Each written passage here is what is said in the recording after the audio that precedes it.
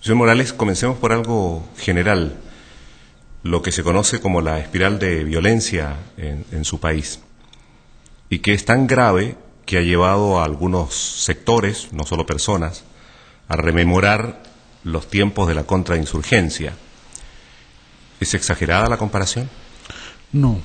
Hay que recordar que en los últimos 4 años han sido asesinadas más de 21,000 personas y que dentro de esas personas asesinadas hay más de 2,600 mujeres y hay cerca de 1,500 niños también asesinados. En una violencia que supera los promedios del conflicto armado interno.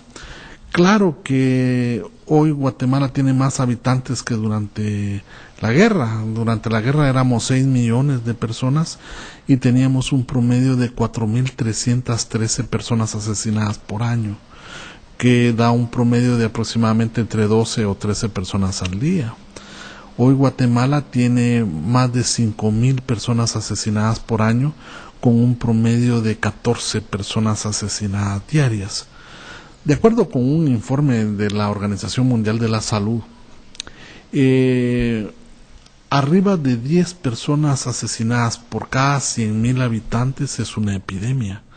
En Guatemala se está asesinando un promedio de 42 personas por cada 100,000 habitantes. Eso demuestra la gravedad o la magnitud de la violencia, pero que no solamente se puede medir desde una perspectiva cuantitativa, sino que nosotros la verificamos de una perspectiva cualitativa. Desde la perspectiva cualitativa, nosotros miramos que no solamente la violencia se desarrolla especialmente entre jóvenes de 17 a 27 años, que la violencia, si bien es cierto, es espantosa a niveles de mujer, es el doble de espantosa a niveles de hombres. Pero lo que marca una diferencia sensible es que la mujer muere con más dolor que el hombre, porque casi siempre la muerte de la mujer va acompañada de una relación directa del victimario sobre la víctima, la cual muchas veces muere después de ser violada, de ser estrangulada o de ser torturada, a diferencia del hombre, que por lo general muere de un disparo, o sea, no hay una relación directa del victimario con la víctima. Entonces, el proceso en este círculo de violencia no es solamente el aumento cuantitativo, sino que la forma en que cada vez se da muerte. Además, ya hoy, y eso es algo muy grave, porque no solamente demuestra la ineficacia de las fuerzas de seguridad de garantizarle a la población su seguridad, sino que uno ya piensa en una responsabilidad por omisión. No es posible, por ejemplo, que se maten por grupos, que se maten a 7 personas, o se maten a 4 personas, o se maten a 5 personas, y no exista ninguna respuesta del gobierno más que ir a levantar los cuerpos y a proceder a su entierro. En febrero de este año, usted presentó al Gabinete de Seguridad de Guatemala una serie de recomendaciones. Quisiera apuntar algunas de ellas y saber qué destino han corrido. Voy a comenzar con el tema de la limpieza social, que es una suerte de eufemismo, ¿verdad?, que esconde el asesinato fundamentalmente de niños de la calle, ¿o me equivoco? No, no se equivoca.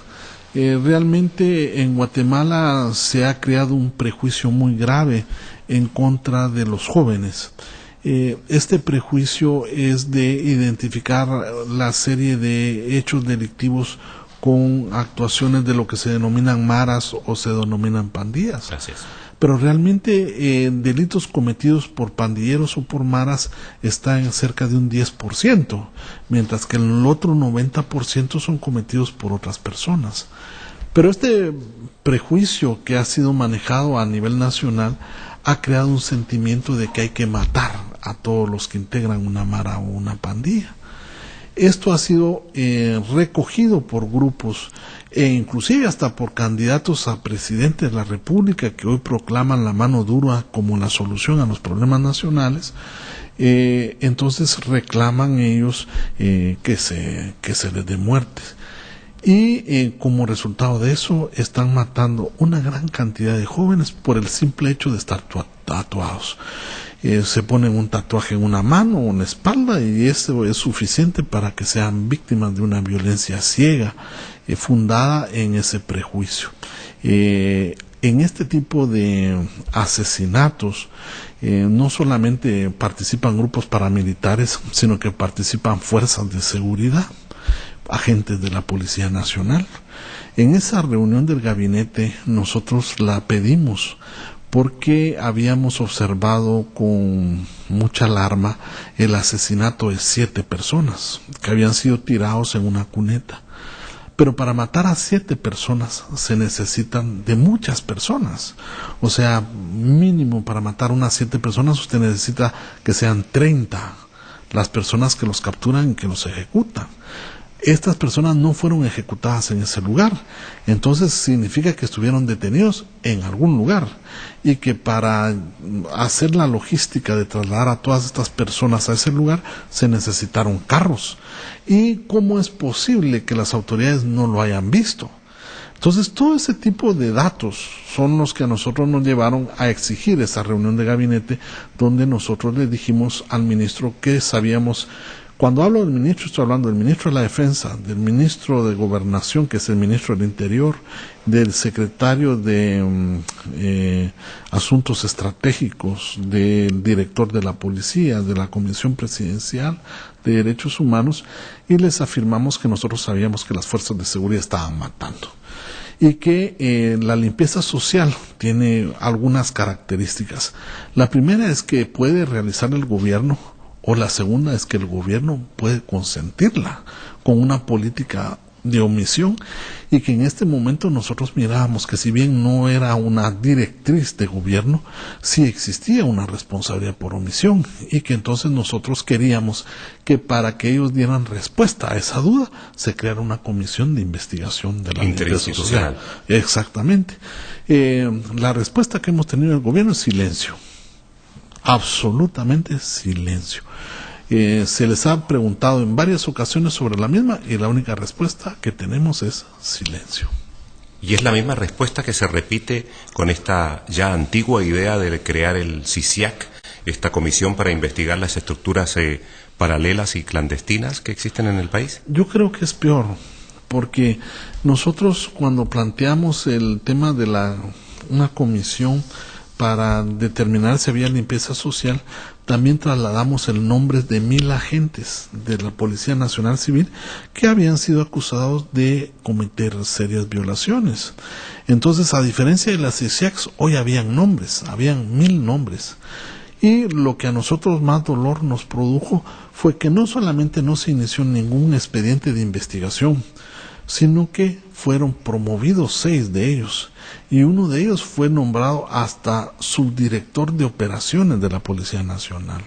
Es decir, en lugar de destituírseles, se les premia con mejores puestos.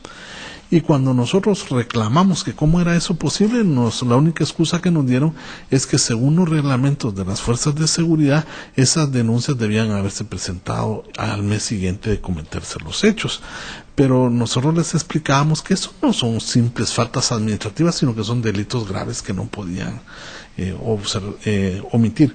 Porque cuando yo digo violaciones, estoy diciendo asesinatos, secuestros, violaciones, cosas graves. Nosotros tuvimos la suerte de que en una tienda de conveniencias que estaba en una gasolinera en una calle tránsita de Guatemala, tenían un video, y que ese video captó cuando 4 jóvenes fueron subidos a unas patrullas y que horas después aparecieron muertos. Y así hay varios datos que señalaban a las fuerzas de seguridad. Y lo que nos preocupa, y por eso comparo esta actitud peor que la anterior, es que hoy sí habían identificados. En las CICIACs no habían identificados. Las CICIACs sigue siendo válida y legítima, pero no de la manera en que hoy se quiere establecer. Cuando planteo yo las CICIACs en el gobierno anterior, lo hice con la sociedad civil. Nos reunimos todos y nos planteamos qué hacemos frente a al alto nivel de crimen y especialmente que habían inundado todas las instancias públicas del país. Y se nos ocurrió que la única manera de contenerlos era creando una comisión internacional, la famosa CICIEX, la primera en el mundo que se había planteado para investigar crímenes. Y la idea era muy buena, pero en una de esas aspectos políticos la Corte de Constitucionalidad dice es inconstitucional, ¿no? Un criterio que nosotros jamás podemos compartir. ¿Cómo se va a decir que es inconstitucional luchar contra el crimen, verdad? Eso es como decir que la Constitución protege el crimen, pero en esas decisiones que uno nunca se explica, una Corte falló así. Pero como el problema es tan grave y cuando hablamos de crimen no estamos hablando de un par de pandilleros, estamos hablando de narcotráfico, trata de personas, secuestros, extorsiones, todo lo más grave que hay. Y todos los días, o por lo menos todas las semanas en Guatemala, es detenido, o por lo menos se saben de que la policía está atrás de eso. Entonces, el gobierno tuvo que reconocer que era importante la CICIEX y hace un esfuerzo propio, pero que sin embargo no pienso yo lo vamos a apoyar, ni nosotros ni la sociedad civil, que ya estamos en análisis y en pláticas por eso, por dos razones. Cuando se plantea la CICIEX por primera vez, nosotros pedíamos que se elaborara un informe final, que era una especie de comisión de la verdad, que se dijera cómo operaban esos grupos, quiénes los integraban, para desnudar esas articulaciones. Y pensábamos también que el poder de investigación de la CICIEX debía ser total. No se puede hacer algo a medias en ese caso, sino que ahí sí es necesario llegar hasta el fondo. Hoy la propuesta de gobierno no tiene esos dos componentes. Hoy no hay informe de la CICIEX y no hay tampoco una persecución absoluta. Por eso es que nosotros hemos denominado que esta es una CICIEX sin dientes y que lo único que pretende es legitimar el mismo status quo, y en ese sentido nosotros no podemos apoyarla. Señor Procurador, a propósito de la policía, de la seguridad, Policía Nacional Civil, usted plantea dos cosas gruesas. Habla de depuración y de refundación de la policía. Eso ilustra la magnitud del problema. Sí, nosotros creemos que la policía tiene no solamente problemas estructurales y problemas de corrupción, sino que la policía fue creada para o es utilizada para proteger sectores. Nosotros también hicimos una investigación sobre comisarías de la policía y tuvimos un descubrimiento muy importante. Tal vez lo primero que hay que señalar es que gracias a las políticas del Fondo Monetario Internacional y del adelgazamiento del Estado, los estados en América Latina y Guatemala no es la excepción, sino que de repente es justamente lo que prueba lo que digo, es que se crearon estados tan mínimos que hoy son incapaces de dar nada. O sea, no se puede pensar que con 20,000 agentes de policía se pueda cuidar a 12 millones de personas, con una conflictividad tan grande de que esos 20,000 agentes de seguridad tienen que enfrentar a unas bandas o unas pandillas que están formadas por 200,000, o sea, en una proporción de 10 pandilleros por cada policía. Entonces, realmente no hay una relación adecuada por esa debilidad. Pero en esa investigación que nosotros hicimos, pudimos constatar que la mayoría de agentes son dedicados a cuidar zonas específicas. Por ejemplo, la zona 14, una de las zonas donde las personas tienen mayores recursos, es cuidada por 1,000 agentes. Pero las zonas más populosas, como la zona 19, zona 21, hay un lugar donde están 4 zonas populosas y 2 municipios que forman más o menos 1,5 millones de personas, que son cuidadas por 60 agentes. Entonces uno se da cuenta que la policía está organizada para proteger a sectores y a barrios y se abandonan los sectores más populosos. Eso explica mucho por qué es que en estos sectores populosos la violencia y la tierra de nadie es la regla. Entonces tiene que refundarse la policía, no solamente porque estructuralmente fue construida para proteger intereses, y cuando uno oye a un policía que dice, no, es que nosotros no detenemos a la gente aquí porque es hija o es familiar de un funcionario, uno mira que hay defectos de formación, que la policía no fue capacitada para ser un servidor público, sino que únicamente para proteger intereses particulares. Y por eso planteamos que se necesita una nueva policía, y planteamos entonces la refundación. Y luego el segundo elemento que sí es clave y básico es justamente la depuración de esas fuerzas. De acuerdo con lo que dijo el propio director de la policía, el 90% de agentes de la Policía Nacional Civil ha participado en más de un acto de corrupción. Y eso no lo dije yo, lo dijo el propio director general de la Policía Nacional. Entonces, con esos márgenes, pues qué confianza puede tener la población con un policía. Y no es solamente cuestión de que me van a quitar una multa, sino que nosotros sabemos que si usted padece un grave problema o un secuestro de un hijo o una extorsión y usted va a la policía a presentar su denuncia, muy probablemente los compañeros de ese policía van a saber antes que usted ha presentado la denuncia que se inicie ninguna investigación. Es decir, la gente no confía ya más en esas instituciones. Por eso nosotros sí creemos que es necesario la refundación y la depuración de ese importante equipo de seguridad. Algo más sobre seguridad. Las empresas privadas de seguridad que no tienen hasta la fecha control del Estado, como está estipulado entre otras cosas por los acuerdos de paz, y que crece cada vez más la certeza de que algunas de ellas están involucradas en el mundo del crimen.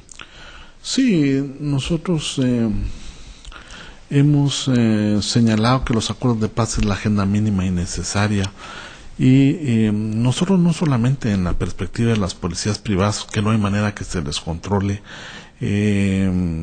creemos que hay retrocesos, y por eso nosotros señalamos que efectivamente en algunos puntos se habrá caminado, pero en otros se va para atrás. Por ejemplo, nosotros estamos muy preocupados por el involucramiento del ejército en funciones de seguridad. Nosotros sostenemos que no hay una política integral de seguridad. Una política integral de seguridad no se representa que únicamente se contraten más policías, que se les dé más pistolas, que se les dé más carros. Una política integral de seguridad incluye atacar las bases del problema. Y el delito no se va a resolver si únicamente se piensa en armar a la policía, sino que mediante programas sociales que bajen los altos niveles de pobreza, que ayuden al ciudadano dándole educación, dándole salud. Si eso no hay en nuestro país, realmente no hay una posibilidad de una lucha contra el crimen que sea eficaz, sino que únicamente se harán operativos parciales de los cuales se burlará los grupos criminales. Los guatemaltecos no somos malos. Quien conoce a un guatemalteco sabe que el guatemalteco es muy cariñoso, es muy comprensible, es muy amable, pero lo que él no tiene son oportunidades, no tienen empleo, no tienen posibilidad de educarse, y entonces es justamente atacar esos males lo único que puede hacer revertir los altos niveles de violencia que se viven en el país. Señor Procurador, pasemos al tema de los archivos que han estado rodeados de amenazas, lanzamiento de cócteles Molotov. En fin, lo que importa saber ahora si la Procuraduría tiene una estrategia para salvaguardar ese patrimonio y esa fuente de información que es tan importante para saber lo que pasó en el país. Bueno, sí tenemos claridad de qué es lo que debemos hacer y especialmente hasta dónde debe llegar mi labor. Yo tengo casi 4 años de ser procurador y todavía me queda año 3 meses de ejercicio, y en año 3 meses yo me tengo que plantear el problema del archivo, de cómo recuperarlo y cómo garantizarlo para el futuro. Tal vez lo primero es comentar que el archivo no es solamente la gran riqueza hemerográfica, que son los 70 millones de documentos que ahí se encontraron y que constituyen el archivo más grande de toda América. Yo estuve en el archivo de terror de Stroessner y estuve en el Paraguay de los archivos de la verdad en Argentina, y ni sumados esos dos archivos llegan al 5% de lo que se encontró en Guatemala. Es indudablemente el archivo más completo y es muy valioso. Ahí está la historia de la Guerra Fría, la historia del terror de toda América, porque incluso se encontraron códigos cifrados similares a los códigos de la Operación del Cóndor de Chile y Argentina. Y se establecen los nexos entre las policías, los ejércitos y gobiernos en esos hechos. Es más, gracias a eso nosotros sabemos que las embajadas que estuvieron en Guatemala también tienen archivos y que también tienen información importante. Entonces lo primero es proteger la integralidad del archivo. Hay que proteger no solamente los documentos, sino las instalaciones. Esas instalaciones tienen una razón de ser y tienen una explicación. Es más, nosotros hemos encontrado cárceles clandestinas y que no las hemos presentado al público porque hemos hecho peritajes, especialmente para establecer la existencia de fluidos y de otro tipo de cosas que permitan comprobar que ahí se tuvo a personas siendo objeto de mucho sufrimiento. Encontramos bastante información como la utilización de aerosoles, porque como en Guatemala se prohibió el uso de el gamesán, entonces para hacer la famosa capuz ya no se usó el gamesán, sino que se usaron aerosoles. Y entonces hemos encontrado prendas de vestir, encontramos disparos y todo. Entonces lo primero es cómo protegemos esa integralidad. Por eso es que el atentado que se realiza contra el archivo no fue solo contra los documentos, se pretendía quemar todo ese lugar, y para eso el mejor camino era incendiando los vehículos que están abandonados, los predios de carros que están a la par, porque hacía 4 meses se había quemado un predio donde se quemaron 2,000 vehículos y había arrasado todo. Entonces la estrategia era tirar bombas a los carros para que los carros ardieran y quemaran todo el lugar, pero es quemar las instalaciones y quemar los documentos. Hemos puesto mallas y tenemos una seguridad propia que es la que da cuidado al lugar y que en cierta manera, por ejemplo, fue la que impidió ese incendio. Hemos preparado a la población, a nuestros personal para incendios, básicamente. Entonces tenemos apagafuegos y todo ese tipo de cosas. Pero para rescatar los archivos, lo primero que hemos definido es que solamente se les protege si se digitaliza. Es decir, si logramos trasladar eso a discos duros y podamos ubicarlos en otras partes, ese es el mecanismo para protegerlo. Ya lo hicimos con los archivos del Estado Mayor Presidencial. Nosotros los digitalizamos todo y una copia está en el Archive National Security en Estados Unidos, y un proceso similar pensamos hacer acá. Pero realmente la forma en que el archivo se va a proteger es cuando el archivo se abra, cuando pueda todo el mundo hacer uso del archivo. Ese es el momento en que el archivo se va a proteger. Pero desafortunadamente no lo podemos hacer todavía porque estamos en esa fase de digitalización. Porque abrir el archivo no es dejar que las personas puedan consultar las hojas del archivo, porque en ese momento se van a perder, sino que lo que nosotros tenemos que hacer es permitir que todas las personas consulten los documentos del archivo.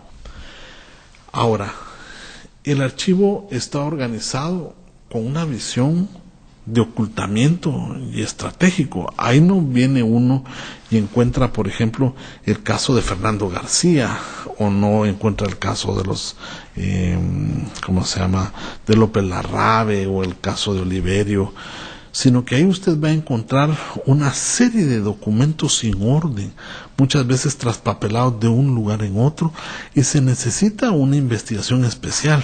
Ahí no va a encontrar uno una palabra que dicen asesinen a fulano y tal, pero sí va a encontrar códigos. Sí va a encontrar que el 2657 significaba matar, que el 1418 significaba secuestrar. Y entonces hemos encontrado esos códigos y estamos en capacidad de descifrar. Pero ese es un trabajo que va a llevar años y que no va a ser fácil. Entonces nosotros, con una perspectiva de objetividad, nos hemos trazado 3 cosas. La primera es que encontramos el archivo de Ciudad Capital de Guatemala en una primera etapa. Después ocupamos todos los archivos que habían a nivel nacional, o sea, de todos los departamentos y de todos los cuerpos, los trasladamos a concentrar a un solo sitio. Nuestro paso más importante, ya que hicimos el inventario general, es digitalizarlo. Ese es nuestro segundo paso. Y el tercer paso es hacer 2 o 3 investigaciones puntuales. La que ya se terminó y que vamos a hacer una presentación pública en octubre es la del organigrama de la Policía Nacional en sus diferentes etapas. Quien escuchara eso pensaría que eso es sencillo, solo que es un organigrama con nombres. En ese momento nosotros vamos a poder decir: el 13 de septiembre de 1982, el jefe de la comisaría del Comando 6 era fulano y tal, y los miembros que integraban el Comando 6 eran fulano, sultano y mengano. Este era que manejaba los carros, este era el que tenía tal cosa. Eso es básico para cualquier investigación posterior para deducir responsabilidades, porque solo cuando existan los nombres de cada quien en los momentos se podrá deducir responsabilidades a ellos.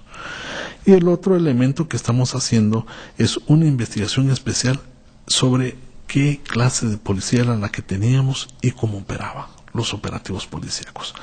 Hasta ahí creo yo llegar.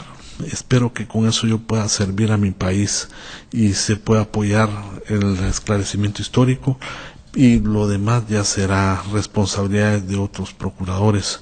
Pero sí quisiéramos dejarlo digitalizado y sí quisiéramos pues poder dejarlo abierto, que esas serían nuestras 2 metas más importantes. Señor Sergio Morales, vuelvo una vez más al tema de la violencia. ¿Por qué se sigue torturando en Guatemala? Bueno,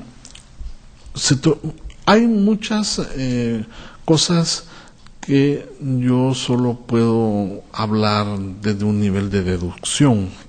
No tengo elementos como para poder ser yo confirmar las causas. Yo deduzco que se tortura por 2 razones. La primera, para dar mensajes e intimidar, o para obtener información. Cuando se tortura, entonces uno tiene que quitar de la mente la posibilidad que sean crímenes pasionales o que sean crímenes, ¿cómo se dice?, contratados, ¿verdad? Un sicario, por ejemplo, viene y le va a disparar 2 veces a una persona y lo va a matar. Pero cuando se tortura, es que se quiere decirle a los demás: usted no se meta en esto. Es el terror, implicar el terror. Cuando uno encuentra, y perdonen que les cuente las cosas más horrorosas que yo he visto, pero cuando uno encuentra a una mujer que fue estacada desde sus partes de atrás hasta adelante, uno sabe que el mensaje es contra todas las mujeres, que es un mensaje de crueldad. Entonces, hay también ese tipo de muertes, las muertes que lo que pretenden es causar un miedo y un pánico terrible. Y lo otro es tener información, ¿verdad? Esas son, a mi juicio, las 2 razones por las cuales se tortura y mata. 2 cosas finales, señor procurador. La primera de ellas: sabemos que en general los representantes de los países industrializados o los llamados del primer mundo se han ido de alguna manera retirando de América Latina, y en este caso no ha sido la excepción Guatemala.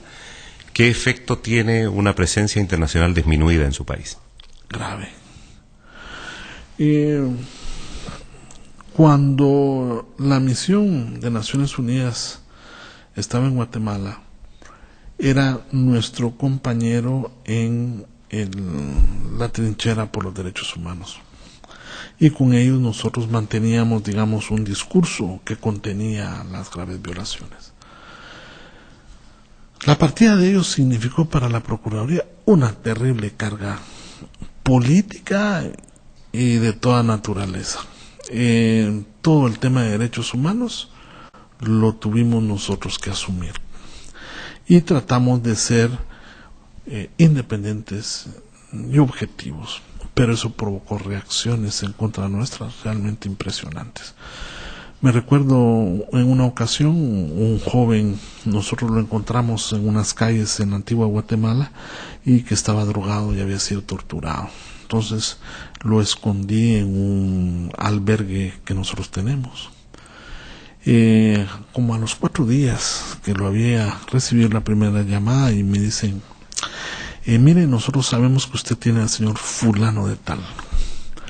Le damos 24 horas para que nos los entregue, o si no, cada día vamos a matar a un miembro del personal de la Procuraduría de Derechos Humanos. O no lo entrega, o matamos todos los días hasta que usted no lo entregue a personal suyo. Así se producen las primeras intimidaciones. Me han ido a tirar cadáveres a las puertas de la Procuraduría. La Procuraduría ha sido baleada por lo menos en 4 ocasiones. Han matado a 2 miembros de la Procuraduría y tengo a más de 16 empleados amenazados. Eso se produce cuando nos quedamos solos y nos quedamos en un mundo realmente de muchos problemas.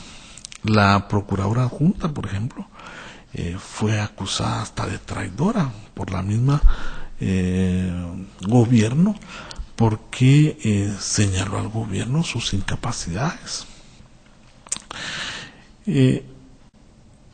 Pero lo que más me preocupa no solamente esa falta de acompañamiento, aunque hoy la oficina del Alto Comisionado está con nosotros y en cierta manera nos apoya, aunque en sus primeras declaraciones surgieron mil y una acusación contra ellos, es que la comunidad internacional apoyaba a Guatemala en dos formas, lo que se denominaba el grupo de países amigos y el grupo consultivo. Estos eran foros de control, porque en cierta manera pedían cuentas a Guatemala de sus avances sobre los acuerdos de paz. Y ello significaba que el gobierno estaba cuidando su imagen y porque tenía que dar respuestas. Es más, cuando el gobierno daba respuestas, el procurador presentaba un informe paralelo y eso provocaba una tensión que era necesaria para evitar que el gobierno saliera de eso. Una vez Guatemala dejó de ser objeto de este tipo de acompañamientos y ya no se le cuestionó en la comunidad internacional, políticas públicas de seguridad se convirtieron en eminentemente represivas. Entonces se endureció la política del gobierno y pasó desde una política controlada a una política totalmente represiva. Por esa razón es que yo creo que toda la comunidad internacional, o por lo menos todos aquellos que comprendan lo que es el dolor y el sufrimiento, deben acompañar a Guatemala. Y la deben acompañar con los ojos muy abiertos, porque estas historias trágicas que yo cuento, pues son historias que son diferentes cuando uno las ve. Cuando uno se da cuenta que asesinan a una niña de 77 puñaladas, que le dan 70 de esas puñaladas vivas y que le colocan un dulce en sus partes íntimas y que tenía 14 años y que la asesinan 3 personas y que estaba bajo el cuidado del Estado, que no hay presos, que no hay justicia, que sus papás están llorando su muerte. Cuando uno mira el dolor, cuando uno mira que la gente le llegan a llorar por uno, porque tienen que salir huyendo del país, porque han sido extorsionados, porque les han matado un hijo. Entonces uno hace este tipo de llamados para tratar de ayudar a su gente. Qué bien quisiera yo quedarme en mi casa, ¿verdad? Y poderme pues ver los partidos del mundial, ver cómo van algunos países latinoamericanos con buena suerte. pero no se puede. Yo he venido aquí justamente para pedir que se nos dé acompañamiento y no estoy hablando de fondos, no estoy hablando de dinero. Es necesario el dinero y en un país tan pobre como nosotros es necesario, sino que estoy apelando a la solidaridad y al apoyo político hacia la construcción de un país distinto. Hoy el país en el que vivimos no es el país que yo quisiera vivir. Y no es porque no seamos los guatemaltecos cálidos o que nuestro país no sea bello. Nosotros allá todo el año tenemos una temperatura agradable, tenemos una de las mayores floras y faunas del mundo, pero ese paisaje no sería nada sino que no representáramos nosotros una cultura histórica como la maya y tuviéramos tantas bondades culturales. Pero es necesario poner un hasta aquí al dolor. Y una de las formas es mediante el acompañamiento más de cerca de los diferentes gobiernos amigos que siempre lo han hecho y que yo no sé por qué circunstancias políticas o históricas hoy no están tan cerca como lo han estado siempre. Señor Morales, finalmente, lo más reciente de Guatemala, un juez español no ha podido tomarle testimonio a la parte acusadora de masacres en Guatemala. Han habido en torno a este caso muy serias amenazas, prácticamente directa, en contra de quienes llevan esta acción. Me parece dramático que la parte acusadora tenga que recurrir al exterior para pedir justicia. Tal vez lo más grave del proceso de paz fue que los crímenes quedaron en la total impunidad. Nunca se juzgó a nadie, nunca se condenó a nadie, sino que esas estructuras quedaron vivas en las esferas públicas. Y quien mata, después roba, después secuestra, después viola. Y esos violadores y asesinos están ahí, o por lo menos están en la calle y están con poder, porque nunca se les juzgó. ¿Qué representa entonces que hoy se vuelva a decir sí a la impunidad y no juzgar a personas que son señalados? Pues es garantizar que en nuestro país el que comete un crimen recibe un premio y que por esa razón eso es un hecho realmente grave. Afortunadamente, en esas perspectivas de que no hay lo bueno sin lo malo o que no hay lo malo sin lo bueno, a pesar de esa decisión, en Guatemala hubo manifestaciones en contra de la resolución de los tribunales y pidiendo el enjuiciamiento de esas personas. Pues estas personas que luchan por otro país son como siempre los menos, y no porque el demás pueblo no quiera, sino son aquellos afortunados que tienen la valentía de plantearse públicamente los cambios.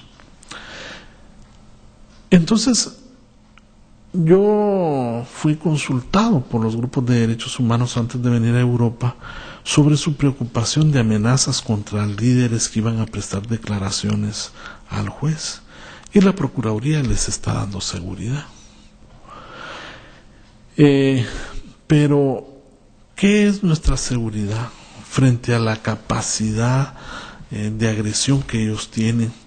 Y sobre todo cuando uno mira cómo AVEMILGUA, que es la Asociación de Veteranos Militares de Guatemala, que estuvo involucrada en los hechos graves, que tal vez para que el público recuerda, mataron a 200,000 gentes y a 50,000 desaparecieron.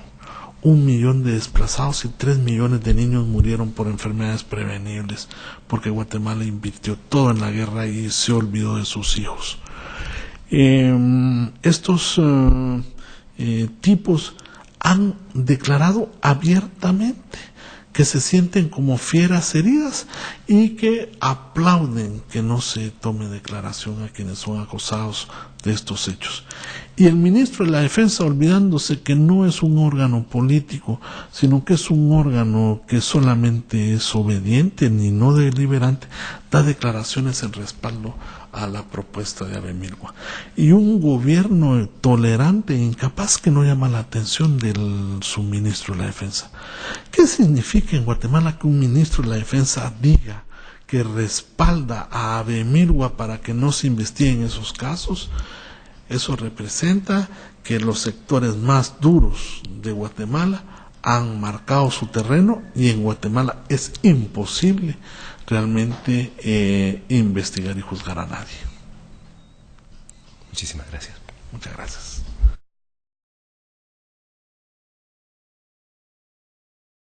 Personas no fueron ejecutadas en ese lugar, entonces significa que estuvieron detenidos en algún lugar y que para hacer la logística de trasladar a todas estas personas a ese lugar se necesitaron carros. ¿Y cómo es posible que las autoridades no lo hayan visto? Entonces todo ese tipo de datos son los que a nosotros nos llevaron a exigir esa reunión de gabinete donde nosotros le dijimos al ministro que sabíamos. Cuando hablo del ministro, estoy hablando del ministro de la Defensa, del ministro de Gobernación, que es el ministro del Interior, del secretario de Asuntos Estratégicos, del director de la Policía, de la Comisión Presidencial de Derechos Humanos, y les afirmamos que nosotros sabíamos que las fuerzas de seguridad estaban matando y que la limpieza social tiene algunas características. La primera es que puede realizar el gobierno, o la segunda es que el gobierno puede consentirla con una política de omisión, y que en este momento nosotros mirábamos que si bien no era una directriz de gobierno, sí existía una responsabilidad por omisión, y que entonces nosotros queríamos que para que ellos dieran respuesta a esa duda se creara una comisión de investigación de la limpieza social. Exactamente. La respuesta que hemos tenido del gobierno es silencio. Absolutamente silencio. Se les ha preguntado en varias ocasiones sobre la misma y la única respuesta que tenemos arriba de 10 personas asesinadas por cada 100,000 habitantes es una epidemia. En Guatemala se está asesinando un promedio de 42 personas por cada 100,000 habitantes. Eso demuestra la gravedad o la magnitud de la violencia, pero que no solamente se puede medir desde una perspectiva cuantitativa, sino que nosotros la verificamos de una perspectiva cualitativa. Desde la perspectiva cualitativa, nosotros miramos que no solamente la violencia se desarrolla especialmente entre jóvenes de 17 a 27 años, que la violencia, si bien es cierto, es espantosa a niveles de mujer, es el doble de espantosa a niveles de hombres. Pero lo que marca una diferencia sensible es que la mujer muere con más dolor que el hombre, porque casi siempre la muerte de la mujer va acompañada de una relación directa del victimario sobre la víctima, la cual muchas veces muere después de ser violada, de ser estrangulada o de ser torturada, a diferencia del hombre, que por lo general muere de un disparo, o sea, no hay una relación directa del victimario con la víctima. Entonces, el proceso en este círculo de violencia no es solamente el aumento cuantitativo, sino que la forma en que cada vez se da muerte. Otro 90% son cometidos por otras personas.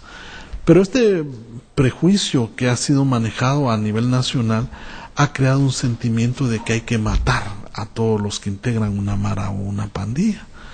Esto ha sido recogido por grupos e inclusive hasta por candidatos a presidente de la República que hoy proclaman la mano dura como la solución a los problemas nacionales. Entonces reclaman ellos que se les dé muerte. Y como resultado de eso están matando una gran cantidad de jóvenes por el simple hecho de estar tatuados. Se ponen un tatuaje en una mano o en la espalda y eso es suficiente para que sean víctimas de una violencia ciega, fundada en ese prejuicio. En este tipo de asesinatos no solamente participan grupos paramilitares, sino que participan fuerzas de seguridad, agentes de la Policía Nacional.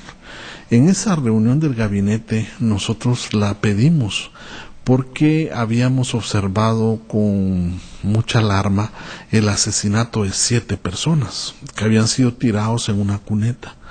Pero para matar a 7 personas se necesitan de muchas personas. O sea, mínimo para matar unas 7 personas usted necesita que sean 30 las personas que los capturan y que los ejecutan. Estas personas.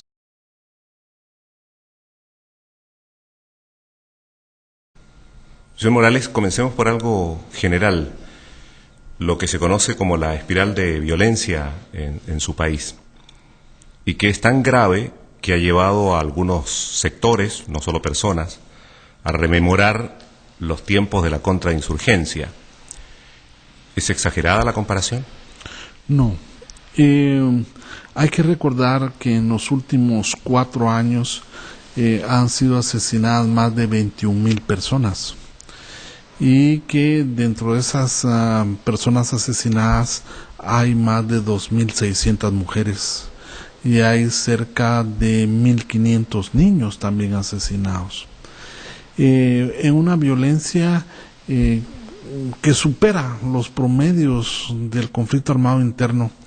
Claro que hoy Guatemala tiene más habitantes que durante la guerra. Durante la guerra éramos 6 millones de personas y teníamos un promedio de 4,313 personas asesinadas por año, que da un promedio de aproximadamente entre 12 o 13 personas al día.